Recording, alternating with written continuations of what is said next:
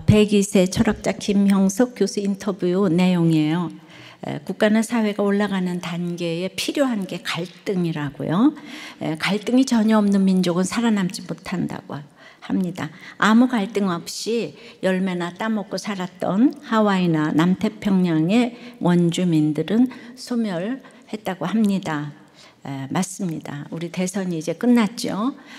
당선인 또 낙선인들 다들 이제 또 그 본인 또 그 가면 갈등들이 많을 텐데 이 갈등 충만이 성령 충만이라고 하죠.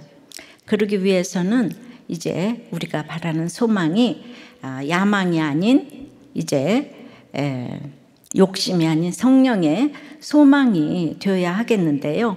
오늘은 성령의 소망에 대해서 이제 말씀을 좀 듣도록 해보겠습니다. 성령의 소망은 첫째, 죽은 자의 소망입니다. 6절부터 읽을게요. 바울이 그중 일부는 사두개인이요 다른 일부는 바리새인인 줄 알고 공회에서 외쳐 이르되 여러분 형제들아 나는 바리새인이요 또 바리새인의 아들이라 죽은 자의 소망 곧 부활로 말미암아 내가 신문을 받노라. 그 말을 한즉 바리새인과 사두개인 사이에 다툼이 생겨 무리가 나누어지니 이는 사두개인은 부활도 없고 천사도 없고 영도 없다 하고 바리새인은 다 있다 함이라.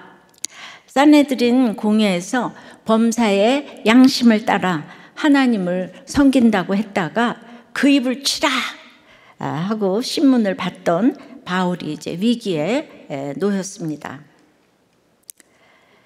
지금으로 생각하면 산헤드린 공회는 국회나 마찬가지죠. 바울 한 사람이 이제 예루살렘 교회 지도자도 모으고 수많은 유대인 무리들도 모으고 로마 천부장도 부르고 이제 한 나라의 국회도 소집을 했네요. 놀랍죠? 로마 황제가 와도 이렇게는 못합니다. 로마 황제가 오면 도리어 기독교 지도자 또 무슨 교회 지도자들 다 숨어 버리겠죠. 바울은 그냥 죄인으로 묶여 있는데 온 나라가 지금 바울에게 몰려옵니다. 우리가 볼 때는 바울이 죄인으로 공회 앞에 서 있는 것 같아요. 하지만 하나님께서 보실 때는 바울 앞에 이 공회가 서 있는 것입니다. 하나님께서 이 복음 때문에 그 공회를 소집시키고 바울 앞에 이렇게 이제 이 공회를 세워둔 것이죠. 그 순간 이제 위기의 순간이었지만 바울은 이제 구원의 관점으로 주목을 하고 있으니 생각지도 못하던 바리새인과 사두개인의 이 신학 사상이 딱 보였어요. 그래서 이 문제를 다른 국면으로 끌고 가려는 바울의 기지가 이제 빛을 발하죠. 바울은 부활을 오늘 죽은 자의 소망이라고 분명히 말합니다. 근데 왜 이 말 앞에서도 이렇게 둘러 나뉘어져서 다툴 수밖에 없었을까요? 그러니까 자신이 죽은 자임을 알아야 부활을 소망하겠죠. 죽지 않고 살아있는데 부활이 무슨 의미가 있겠습니까? 근데 사두개인은 내 인생 오늘만 같아라 하면서 이 땅에서 너무 잘 먹고 잘 살고 있으니까 부활이 소망이 될 이유가 하나도 없어요. 자, 사두개인은 그 이름에 다윗의 제사장 그 사독이 있는 만큼 자기들의 그 뿌리에 대한 자부심이 막 대단했습니다. 아다시피 아주 충신이었잖아요. 그래서 대대로 대제사장, 제사장을 담당하면서 정치, 사회, 경제, 종교를 장악했어요. 그래서 예루살렘 부근의 이 토지들을 다 자기들이 가지고 돈과 권력과 명예를 다 가지니까 그 사람들이 죽을 이유가 뭐가 있겠습니까? 부활이 당연히 없어요. 이 땅이 천국 같아요. 그래서 부활할까 봐 걱정인 사람들이에요, 이 사람들이. 그러니까 이 백성들은 굉장히 사두개인들을 혐오했어요, 민중들은. 그래서 복음서에 보면 사두개인은 법률가답게 빈틈없는 자기 모습에 우쭐해져 가지고 계대 혼인법을 들고 예수님을 골탕 먹이려고 이제 질문을 했죠. 후손 없이 죽은 형제를 위해 동생이 형수를 취하는 것이 계대혼인법인데 아들이 7인데 아들이 다 죽고 며느리가 차례차례 7 아들의 부인이 됐다면 부활의 날에 누가 그 며느리의 남편인가 이런 질문을 했어요. 너무 참 우스운 질문이지만 이건 박사도 모르는 심각한 질문이죠. 이 땅의 박사들, 가고 오는 사람들이 다 질문하는 거예요. 예수님을 아마 코너로 몰았다고 생각을 했을 것입니다. 그러나 천국은 시집도 장가도 안 간다 그랬죠. 구원받은 성도들만 있다 그랬어요. 근데 또 이 말이 어떻게 믿어지겠어요? 부활은 과학적으로 증명된 것이 아니에요. 물론 증명을 해도 믿을 사람만 믿습니다. 부활은 증명되는 것이 아니고 전제되는 것이에요. 우리가 너무 존경하는 순수 이성 비판을 쓴 칸트가 태초에 천지를 창조하셨다는데 그럼 그전에도 시간이 있는데 그 시간은 뭐라고 하는가? 창조 이전의 공간은 또 뭐라고 하느냐? 만물의 최소 단위가 원자인데 더 쪼갤 수 있는 원인자가 있을 것 아니냐? 그러면서 인간의 이성으로 있다 없다 하는 것이지 안 보이는 건 모르는 것이다. 신앙은 전혀 증명될 수 없고 자기 마음대로 있다 없다 하는 것이다. 그러니까 이제 이 칸트가 이성으로는 인간이 선하다고 하면서 기독교를 변질시켜서 어떻게 하면 안 믿게 할까 이게 연구하는 사람이에요. 그래서 이렇게 부활이 없다는 사두개인들을 타파하자고 일어난 바리새인들은 또 아주 이상주의자였어요. 그러니까 개혁파였죠. 그런데 그러니까 귀족이 아닌 평민도 율법만 잘 지키면 온전한 사람이 될 수 있다고 가르쳤어요. 그들은 부활을 믿어요. 그러나 그 믿음은 그들 자신이 필요해서 간절한 소망으로 믿는 것이 아니고요. 그들의 믿음은 명분을 위한 것입니다. 그러니까 사두개인처럼 모세 오경만 믿는 게 아니라 모든 구약을 다 믿어요. 그리고 천사와 영의 활동도 믿고 죽은 자의 부활도 믿는다는 것을 백성들에게 내세우면서 자기들은 저 사두개인들하고 다르다. 권력에 빌붙어서 타락한 귀족들과 달리 깨끗하다고 주장하고 싶어 했어요. 그러니까 늘 겉으로 거룩거룩을 외치면서 스스로 특별한 존재로 여기려고 했지요. 그래서 이 바리새인의 어원도 분리하다, 구별하다 라는 히브리어 파라시에서 유래가 되었습니다. 그들은 일부러라도 가난해야 됐어요. 그리고 또 가난해요. 그러니까 부활은 믿었어요. 힘드니까 부활을 믿었죠. 믿음이 있어서 믿은 게 아니에요. 이런 포장으로 대중에게 존경을 받았어요. 이 회치를 한다면 바리새인을 두고 하는 얘기. 그 명예를 얻었어요. 결국 바리새인은 자기 실존이 아닌 개념 속에서 부활을 생각했을 뿐입니다.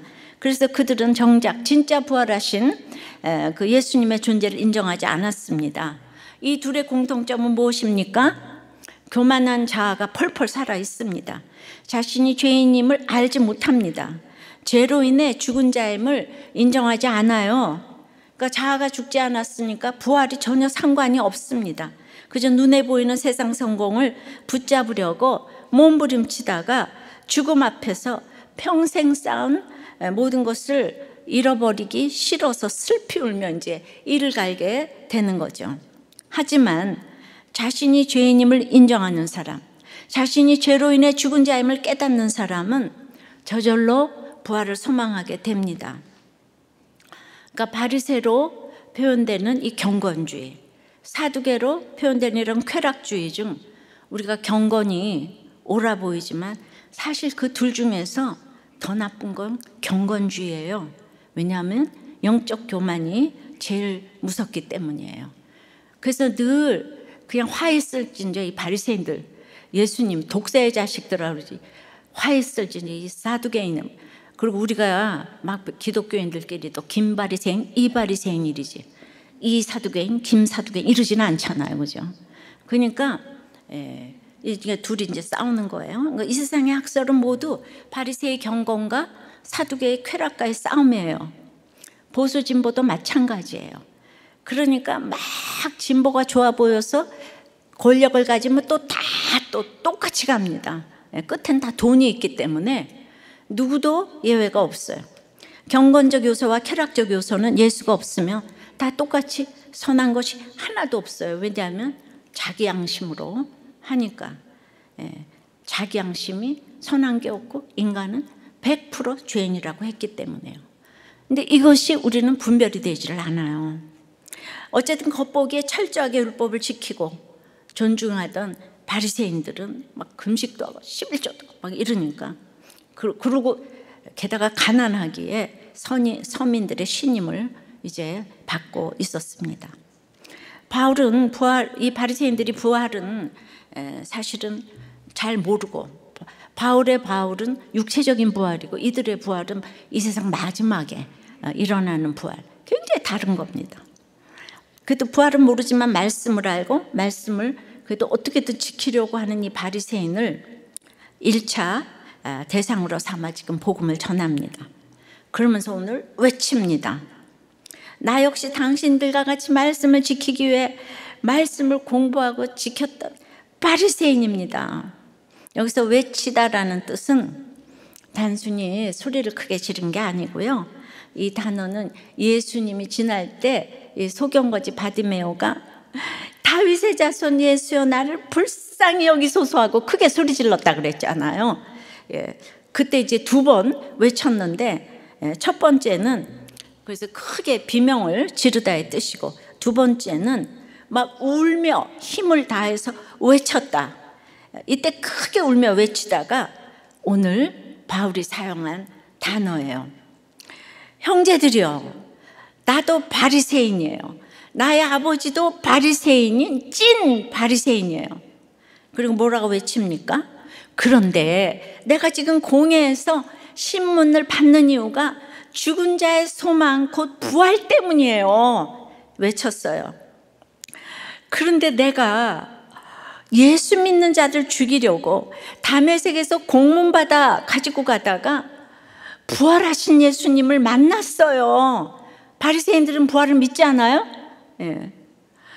그런데 이 바울의 울부짖음과 외침은 예수 믿기 전에 그 죄인들이 내는 소리가 아니라 진짜 죽은 자의 소망 되시는 주님의 부활을, 진짜 주 안에서 자기의 죄됨을 보는 그런 주님의 부활을 천둥과 같은 울부짖음으로 외치면서 그 외침이 공회를 휩싸고 강타했습니다.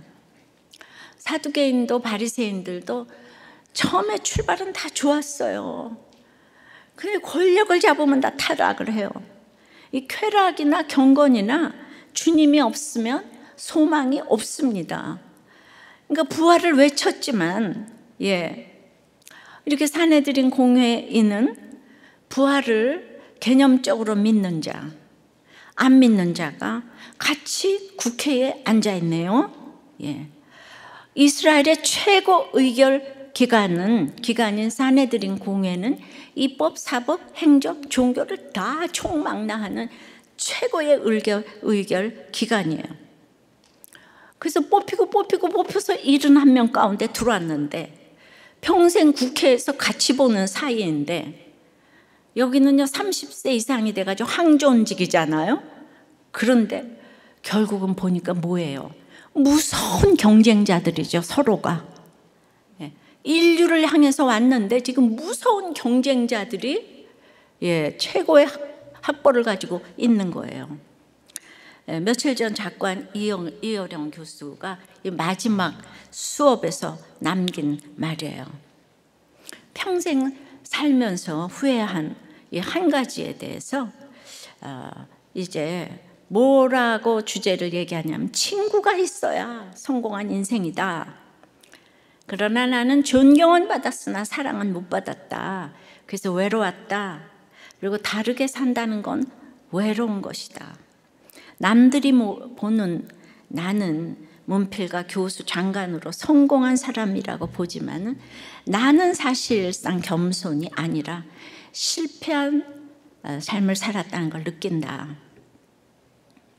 내게는 친구가 없다. 그래서 내 삶은 실패했다. 혼자서 나의 그림자만 보고 달려왔던 삶이다. 동행자 없이 숨가쁘게 여기까지 달려왔다. 더러는 동행자가 있다고 생각도 했지만 나중에 보니 경쟁자였다. 정기적으로 만나 밥 먹고 커피 마시면서 수다를 떨 수 있는 친구를 만들어야 삶이 풍성해진다. 나이 차이, 성별, 직업에 관계없이 함께 만나 얘기할 수 있는 사람이 있다면 외롭지 않을 것이다. 그리고 이분이 이제 수다 떨 친구가 없다고 지금 하신 거잖아요. 그렇지만 여러분, 수다를 떨어도요, 나중에 가보면 다 또 경쟁자인 건 아시죠? 인간이 100% 죄인이라서 그래요. 그냥 너무 가깝다고 그렇게 수다를 떨었는데 그게 다 반말은 새가 듣고 낱말은 새가 들어서 이게 다 녹취록이 나오고 이러잖아요. 그죠? 뭐 그냥 친척도 뭐 누구도 다 그죠? 다 수다를 떨었는데 그래서 진짜 수다를 떨려면 자기 죄를 보는 사람이어야 이 수다 떠는 게 친구가 되는 거예요. 그래서 이제 이 시대의 지성에서 영성으로 이어령 교수께서 왜 이런 말을 했을까? 이분이 이제 그 믿음에 그게 없잖아요. 그래도 믿은 지 꽤 또 오래 되셨어요, 근래에. 근데 이분이 그 목장을 나가시지 않아서 그러지 않았을까? 그러니까 너무 훌륭하신 분이니까 이렇게 목장을 나갈 수가 없었을 것 같아요. 다른 교회에서는 그거를 권유할 수도 없었을 것 같고. 근데 우리의 목장은 수다를 넘어서 진솔한 죄의 얘기를 할 수 있는 곳이기 때문에 이게 신분격차 차별 없이 다 친구가 되는 거 아니겠습니까? 맞죠? 시대의 지성인이 우리들 교회를 이렇게 굉장히 변증해주고 있네요. 인생에서 존경보다 한 차원 높은 것이 있는데 이 서로 죄를 보는 가장 차원 높은 사랑의 그 만남이 가장 차원 높은 만남이 아닐까 싶습니다. 맞죠? 여러분들이 맞지 않다고 생각하는 사람은 죄를 못 보기 때문이에요. 여러분 자기가 죄를 보는 사람은 어떤 사람이 있어도 친구 같아요. 수다 떨 친구 같아요. 그거는 전적으로 여러분한테 책임이 있는 거예요. 적용해 보세요. 바리새인의 경건주의와 사두개인의 쾌락주의 중에 여러분은 어디에 가깝습니까? 여러분은 편하게 이렇게 수다 떨 친구가 있습니까? 성령의 소망 둘째는 그래서 다툼 가운데 소망입니다. 7절 8절이에요. 그 말을 한즉 바리새인과 사두개인 사이에 다툼이 생겨 무리가 나누어지니 이는 사두개인은 부활도 없고 천사도 없고 영도 없다 하고 바리새인은 다 있다 함이라. 이제 바울의 말을 듣고 공회가 딱 둘러 나뉩니다. 바울이라는 골칫거리를 공공의 적으로 놓고 조사하고 있었는데 바울이 던진 이 부활이라는 이 화두 한마디로 두 집단이 신학적 논쟁을 벌였겠습니까? 아니죠. 그저 그들은 늘 다투고 싸우는 게 전공이에요. 또 하나의 상황을 빌미로 다시 또 싸우고 있을 뿐이에요. 근데 바울이 지금 바리새인과 부활을 하나로 묶어서 자신이 지금 그 이유 때문에 신문을 받는다고 하니까 바리새인들은 마치 자기들이 신문을 받는 것처럼 생각하게 되었지요. 물론 여기 또 이게 영적으로 안 깨달아지는 사람, 어머나 바울이 이간질했네 이러는 분도 있어요. 그러니까 이게 설명이 또 안 되는 부분이에요. 또 저 사두개인들이 프레임을 씌워서 공격을 하는 것이구나. 반대로 사두개인들은 바울을 향해서 또 바울과 한패인 바리새인을 향해 그냥 또 이렇게 분이 났어요. 그래서 그 바울을 조사하던 공회가 자기들끼리 서로 이제 다투게 되었습니다. 우리는 진영 논리를 지금 보고 있잖아요. 바른 말도 네 편이 말하면 안 믿어요. 거짓말도 내 편이 말하면 맞다 하는 거를 지금 보고 있습니다. 우리가 이렇게 성경을 보면서 바리새인 사두개인들을 보게 되면 이런 인간론을 알게 되면은요, 예, 인간론을 알아야 돼요. 성경은 인간론인 거예요. 옳고 그름으로 세상이 알아주는 게 아니고요. 그런 얘기 100번 해도 아무도 안 변해요. 바로 이 사내들인 공회의 결정으로, 이 똑똑한 사람들의 결정으로 예수님이 틀려서 십자가에서 돌아가셨겠습니까? 바로 이 사내들인 공회에서 예수님을 죽이고 스데반을 죽이고 이제 바울을 죽이려고 지금 재판을 하고 있잖아요. 사내들인 공회는 이스라엘 최고의 의결 기구예요. 이런 것들을 성경을 보면서 객관적으로 봐야 합니다. 항상 구원을 주목하면 보이는 게 있어요. 그래서 9절 10절에 크게 떠들세 바리새인 편에서 몇 서기관이 일어나 다투어 이르되 우리가 이 사람보다 악한 것이 없도다. 혹 여기나 혹 천사가 그에게 말하였으면 어찌하겠느냐 하며, 예, 큰 분쟁이 생기니 천부장은 바울이 그들에게 찢겨질까요? 군인을 명하여 내려가 무리 가운데서 빼앗아 가지고 영내로 들어가라 하니라. 이제 바리새인 중에서도 율법의 전문가 중 전문가인 서기관 몇 사람이 나섭니다. 자, 이 서기관은 또 뭐죠? 참고로 공회는 대제사장, 제사장, 서기관, 장로로 구성되어 있는 거지 바리새인, 사두개인으로 구성되어 있는 게 아니에요. 예. 이제 그들 중에 신학 사상이 바리새파, 사두개파로 나뉘어져 있는 거예요. 아셨죠? 네. 그래서 그들이 일어나서 다투었다고 해요.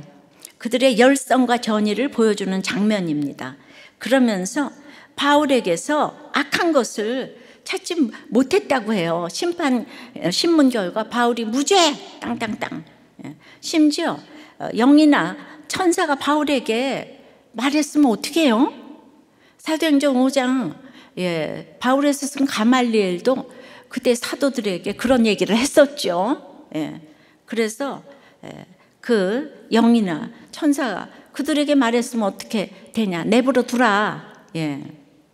그러나 7절에서 시작된 다툼이 더욱 심해져서 큰 분쟁으로 이어집니다. 바울의 이 외침이, 바울의 천둥과 같은 이 울부짖음은 그 공회를 휩싸고 바리새인과 사두개인들의 심령을 강타했는데요. 그래서 부활을 믿는 게 아니라 이게 너무 질리니까 큰 분쟁으로 이어지기 시작하는 거예요. 예. 그냥 아무도 회개하는 사람 없고 지금 이제 싸움이 이제 큰 분쟁으로 이어지기 시작했어요. 보고 있던 천부장이 바울이 그들의 이 의에 둘로 찢겨질까 지금 걱정을 했어요. 여기에 쓴 단어는 굉장히 강한 의미인데요. 마가복음 5장 4절에 귀신 들린 사람이 쇠사슬을 끊었다고 했을 때의 이 단어예요. 구약 그 헬라어 번역에서는 삼손이 사자를 찢었다고 할 때 또 이 단어를 썼어요. 그러니까 바울을요, 그 사지를 찢어 죽인다 그러지 않아요. 우리가 육시를 한다고 그러잖아요. 양쪽에서 지금 이제 서로, 그러니까 이게 바리새인과 사두개인들이 악다구니로 지금 싸우는 거예요. 그러니까 바울을 서로 붙잡고 찢어질 정도로. 그 천부장은 로마 시민이잖아요. 바울이 부하들을 시켜서 바울을 무리로부터 빼앗아서 영내로 들어오게 합니다. 여기서 이 빼앗다는 단어도 이제 8장 39절에 보면 주의 영이 빌립을 이끌어간지라 해서 그 왜 에디오피아 내시를 전도한 빌립을 이렇게 이제 주의 영이 갑자기 이끌어 내시의 눈에서 사라지게 하신 것처럼, 그때 이제 빌립도 너무 그냥 영적으로 올라가니까 하나님이 쫙 광야로 옮기셨죠. 예, 그것도 빼앗으신 거예요. 하나님이 우리가 흘러 떠내려갈까 봐. 지금 바울을 로마 군인들의 손을 통해 사내들인 공회로부터 확 빼앗아서 안전한 영내로 들어가게 하셨어요. 죄인의 모습이지만. 예, 그러니까 우리는 늘 기도만 하면 하나님이 제일 좋은 길로 인도하세요. 자, 오늘 보니까 다툼에서 막 다툴 때의 특징이 나오죠. 먼저는 크게 떠들어대요. 그리고는 이제 일어나서 막 다툽니다. 그리고는 서로 찢겨짐으로 이어집니다. 처음부터 크게 떠들지를 말아야 하는데 큰 고함 소리가 오가고 일어나 다투기 전에 우리는 찢겨질 걸 생각하면서 빼앗아 영내로 들어가야 합니다. 피해야 합니다. 내 힘으로 스스로 피할 수 없기에 강제적으로라도 빼앗아 영내로 집어 넣어야 합니다. 그 상황을 중재해 줄 천부장이 있고 피해야 할 영내가 있다면 이 분쟁은 성령의 소망이 될 수 있습니다. 김영석 교수한테 질문을 했어요. 그러면 갈등 중에 어떤 분야의 갈등이 가장 심하다고 보십니까? 그거는 그냥 당연히 정치 이념 갈등이 1등이라는 거예요. 그러니까 미국, 유럽, 캐나다는 좌우 분열이 진보와 보수로 바뀌면서 공존하게 됐는데 갈등이 이게 분열이 되면 그 갈등은 생명력을 잃게 되고 여기 해결책은 좌우로 분열하지 말고 진보, 보수로 공존하는 거라는 거죠. 그래서 앞으로 그렇게 열린 사회로 가야 하는데 그런데 권력을 가지고 갈등을 해결하려고 하면은 이 승자, 패자가 생기기 때문에 이건 대화로 해결해야 한다고. 근데 여러분 대화가 됩니까? 그러니까 아까 이 친구, 수다 떨 친구가 또 그게 있습니까? 그러니까 대화가 되려도 내 죄를 봐야 되고 친구가 있을래도 내 죄를 봐야 되는데 부모가 못 보는 죄를 자녀가 보겠습니까? 그러니까 날마다 인본적인 그 생각만 이제 이렇게 하는 거예요. 예. 그 대화가 되려면 우리 가정이나 나라 다 똑같죠. 늘 중재해 줄 그 소그룹이 있고 이렇게 피해야 피하고 싶으니 부부 목장이 있다면 다들 찢겨질까 해요. 빼앗아서 목장으로 빨리 보내야 돼요. 말씀이 내 속에 던져지는 목장에서 설령 내 마음이 찢겨졌더라도 그 찢겨진 마음 속에 말씀이 던져지는 목장으로 갈 때 하나님의 말씀이 살아권동력이 있어서 우리의 모든 분쟁이 성령의 소망이 될 줄 믿습니다. 누가는 바울이 이런 분쟁 상황에 끼어서 어떤 생각을 했는지 기록하지 않았어요. 나 좀 상상 좀 해보세요. 도대체 이 찢겨질 상황에서 바울은 무슨 생각을 했을까요? 부활복음 전하고 이제 찢겨 죽게 생겼잖아요. 바울은 이 다툼을 통과하면서 정말 이 세상 소망은 더욱 없어지고 천국 소망이 더욱 간절해졌을 것 같아요. 실제로 바울은 그 간절한 천국 소망을 2번이나 기록했는데요. 고린도후서 5장 8절에 우리가 담대하여 원하는 바는 차라리 몸을 떠나 주와 함께 있는 그것이라. 천국 소망. 빌립보서 1장 23절에도 내가 천국과 이 땅 둘 사이에 끼었으니 차라리 세상을 떠나서 그리스도와 함께 있는 것이 훨씬 더 좋은 일이라. 그런데 내가 너희 때문에 못 간다고 바울이 그러잖아요. 그죠? 이 세상 소망은 고난을 겪을수록 줄어들어요. 그래서 너무 싫은 다툼도 내 구원을 위해 하는 역할이 있어요. 아주 작지 않은 역할입니다. 그 다툼은 이 세상 소망을 줄여주고 천국 소망을 크게 해줍니다. 부부끼리 화목하게 잘 사는 거 좋지만 다툼이 있는 것도 구원의 관점으로는 버릴 일이 아니에요. 여러분 갈등과 다툼과 싸움이 있다고 이혼을 하면 되겠어요? 천국 가는 거룩한 여정이 힘들다고 중간에 멈추면 되겠어요? 결혼이 힘들고 고단하지만 더 간절해지죠. 내게 이익이 하나도 없는 것 같지만 이제 주님이 내 거룩을 위해서, 내 구원을 위해서, 내 육이 무너지고 영이 세워지기 위해서 만세전부터 예정하신 최고의 세팅으로 지금 만나게 하신 거예요. 자동차에 브레이크가 없으면 속도를 내지 못하잖아요. 엑셀과 브레이크가 함께 있어야 자동차는 속도를 얻을 수 있고, 하늘을 나는 새도 날개가 양쪽에 있어야 날 수 있고요. 엄마가 있어야 하고 아빠가 있어야 하고. 그런데 부부싸움을 아이에게 보여주면 안 되기 때문에 이혼을 한대요. 그런 미련한 얘기 좀 하지 말아요. 이렇게 예수 믿는 사람이 성령의 소망을 가지고 이 세상 소망을 좀 벗어나는 걸 보여줘야 되겠는데, 싸우는 거 보여주기 싫어서 이혼하고, 회사에서 갈등 관계가 싫어서 뭐 이혼을 하고, 뭐 많죠, 그죠? 갈등은요, 이게 분열이 되면 생명력을 잃어요. 자멸하게 돼요. 갈등은 이 세상 소망이 무너지고 성령의 소망 가지라고 주시는 것입니다. 적용해 보세요. 나를 힘들게 하는 다툼과 분쟁은 무엇입니까? 이 분쟁 속에서 이 세상 소망이 무너졌습니까? 아직도 펄펄 살아 있습니까? 네, 여러분 자꾸 이렇게 환경이 변하려고 그래요. 그래서 성령의 소망 세 번째는 사명의 소망이 바로 성령의 소망인 거예요. 11절에요. 그날 밤에 주께서 바울 곁에 서서 이르시되 담대하라. 네가 예루살렘에서 나의 일을 증언한 것 같이 로마에서도 증언하여야 하리라 하시니라. 우리 인생에 이렇게 그날 밤이 있어요. 내가 왜 이렇게 살아야 해 하는 그날 밤이 다 있어요. 내가 주의 일을 하려고 하는데 왜 이런 일이 생기지 하는 그날 밤.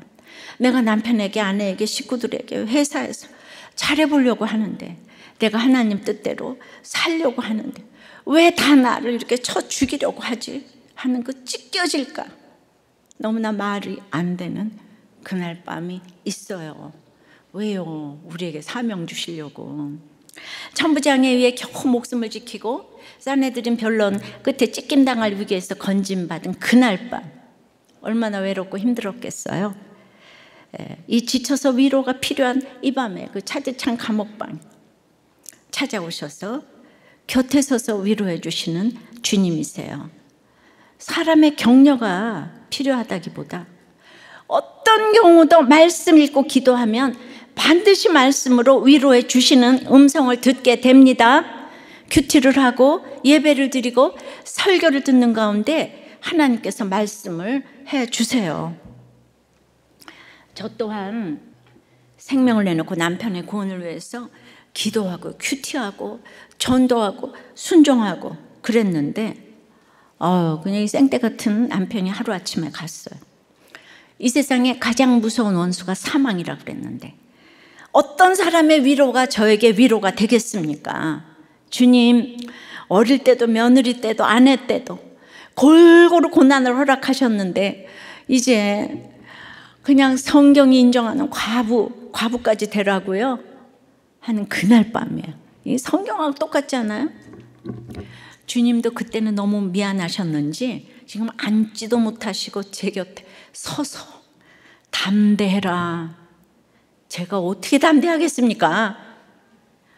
범사의 성령의 양심으로 살아도 큰 분쟁이 오니까 바울도 두려우니까 담대하라 그러셨겠죠? 바울도 두려운데 제가 안 두렵겠습니까? 어려움이 클수록 두려움도 커요. 근데 이 단어는 뭐 담대해라 이거보다는 안심하라 내니 두려워 말라, 거기 안심하라와 같은 단어예요. 안심해라. 너 할 일이 있다. 너 표징의 인생 살아야 해. 힘내라 김양재. 주님이 한마디 하시니까 하나님의 말씀 살아꾼동력이 있어서 그냥 게임 끝이에요. 자립신앙이 너무 중요한 것을 저는 경험했습니다. 이 함께 하시는 하나님의 말씀의 힘이에요. 바울에게는 주님과의 교제가 실제적인 교제의 힘이었어요. 다들 하나님 따로 또 삶 따로인데 이게 같이 연결되는, 제가 그날 밤 에스겔 말씀으로 저에게 말씀해 주시고 사명을 주셨어요. 너 표징의 인생이 돼야 돼. 그래서 지금 목장에서 증언한 것처럼 로마에서도 증언하여야 할 것이다 처럼 그 일이 그대로 이루어졌지요. 너는 담대해라. 그러니까 우리는 사명 때문에 살고 사명 때문에 죽는 거예요. 야망이 아닌 소망을 가지면 줄 것만 있는 인생을 살게 하세요. 그때 예루살렘에서 또 지금 우리가 당하는 것을 왜 당하는가 생각하지 말고 너 지금 당한 것 같이 로마에서도 증거하리라. 그러니까 돼야 돼요. 그런데 내가 당한 대로 목장에서 지금 증거하잖아요. 그죠? 지금부터 여러분들은 준비하셔야 돼요. 내가 당한 것을 목장에서 그냥 증거하면 돼요. 근데 아무것도 안 당해본 사람은 이 증거를 못해요. 그래서 전도를 못하는 거죠. 그런데도 우리도 교회 같은 교회도 택자는 붙어 있더라고요. 증거할 것이 없어도 택자는 붙어 있더라고요. 지금 힘든 상황에서 증거하는 사람만이 싸울 것이 없도록 붙여주시고 싸울 것이 없도록 모아주십니다. 그래서 지금 예루살렘에서부터 부하거나 빈하거나 우리들의 일을 증거를 하여야 합니다. 환난과 결박이 있는 곳에서 이 일을 증거해야 우리들의 로마가 기다리고 있습니다. 나는 로마 가기 싫어. 그래서 나는 예루살렘도 버릴 거야. 나중에 주의를 하겠다. 그런 거 싫어. 나는 지금 이혼해야 되겠어. 이런 사람은 지금도 아니고 죽도 밥도 안 된다는 거예요. 그래서 신앙은 인내라고 하죠. 참는다는 거. 우리 스트레스는요 다 있잖아요. 상황은 똑같이 있는데 내 믿음의 분량이 안 돼서 스트레스를 받는 거예요. 똑같은데 그러니까 숨을 이렇게 참아야 되잖아요. 근데 그거 못 참아서 막 숨 쉬잖아요. 그죠? 그러면 가서 CT 찍을 때도 숨 안 쉬라 그러면 안 쉬어야 되는데 이 땅의 육의 원리도 숨 쉬세요 하세요 이거 들어야 되잖아요.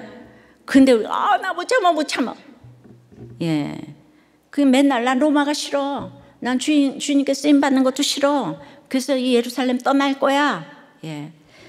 그러면 안 됩니다. 사람의 위로와 말씀의 위로는 아주 차원이 다릅니다. 성령의 소망은 이렇게 말씀으로 찾아오셔서 사명의 소망으로 이어지는 줄 믿습니다. 다툼의 소망이 사명의 소망으로 바뀌어지는 거예요. 적용해 보세요. 여러분은 큰 분쟁 앞에서 사명을 찾았습니까? 요즘 삶 안에서 사명과 직분이 무의미해 보입니까? 이번에 우리가 이제 우크라이나를 돕기 위해서 이제 선교사님이 잠시 오셨어요. 그래서 그때 이제 영문 큐틴 얘기를 하니까 너무 놀라셔가지고 짐이 많아도 그냥 짐을 빼고 50권 가지고 가시겠다고 하셔서 드렸는데 루마니아 우리들 교회 후원 선교사님 계시거든요. 그분이 루마니아 국회의 상원의원을 만나가지고 국회 조찬 기도회에 그걸 사용하기로 하겠다고 전달을 이제 받은 거예요. 우리나라 국회도 그럼 얼마나 좋을까요? 처음 생각지도 못한. 그러니까 우리가 이렇게 큐티를 하고 있으니까 돕는 것도 제대로 돕게 이렇게 되는데 지금 이제 우크라이나에서 내려왔으면 폴란드, 루마니아 이런 데서 지금 난민을 돕고 있잖아요. 여러분들 계속 기도해 주시기를 바랍니다. 말씀을 맺어요. 성령의 소망은 첫째는 죽은 자의 소망이에요. 내가 죽지 않으면 부활에 주님을 만나지를 못해요. 사두개인은 부활을 그래서 안 믿는다 그랬잖아요. 부활할까 싫어요. 지금 사는 게 너무 좋아서. 가진 자들은 이 부활의 주님을 못 만나서 날마다 이렇게 그냥 칸트처럼 이제 그런 것만 따지는 거예요. 다툼 가운데 소망이에요. 다툼이 없는 게 축복이라고요. 인간은 다퉈야 돼요. 부부간에도 다투는 가운데 우리가 엄청난 소망을 보게 됩니다. 육이 무너지고 영이 세워지는 거죠. 그래서 그것이 결국 다툼 가운데 사명의 소망으로 나가는 거죠. 이 세상은요 정말 소망이 없어요. 허무한 거예요. 허무가 인생은 결국 가보면 없어요. 아무것도. 이 허무가 내적으로 나타나는 걸 문학이라고 그러고 외적으로 나타나는 걸 정치라고 그러죠. 선한 게 없어요. 그래서 우리는 빛을 들고 소망이 없는 세상에서 일어나 우리가 가서 복음을 전해야 되는 거예요. 아셨습니까? 기도합니다.